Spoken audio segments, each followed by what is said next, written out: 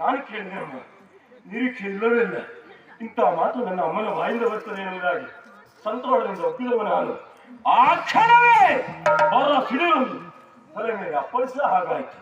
ನನ್ನ ತಂದೆಯವರು ದೇವರಲ್ಲಿ ಯಾರೋ ಒಬ್ಬರಿಂದ ಸತ್ತು ಹೋದ್ರು ಅಂತ ಹೇಳಿದಲ್ಲಮ್ಮ.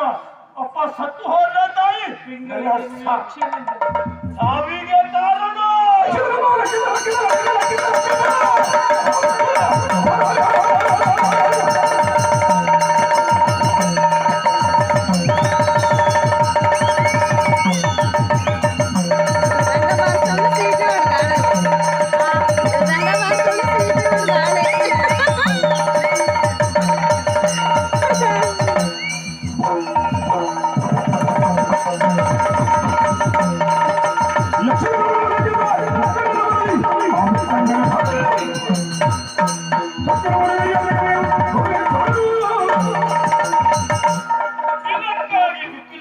ಅಗತ್ಯಲ್ಲವೇ ಯಕ್ಷ ಎಂಬುವ ನನ್ನ ತಂದೆಯವರು ಸಿಂಹಾಸನ ಮೇಲೆ ಕುಳಿತಿರುವಂತಹ ಸಂಗ್ರಹಣೆ ಹೆಂಬದಿಯಿಂದ ಕತ್ತರಿಸಿದರೆ ಹೌದಮ್ಮ, ಯೋಚನೆ ಮಾಡುವಂತಹ ಅಗತ್ಯ ಇದೆ.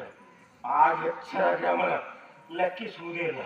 ಬಂದಂತ ಯಕ್ಷ ಸಂಕುಲ ಎಷ್ಟೇ ಯಕ್ಷನಿರಲಿ ಯಾರು ಕಡಿಕಡಲು ಬಿಸಾಡ್ತೇವೆ ತಾಯಿ.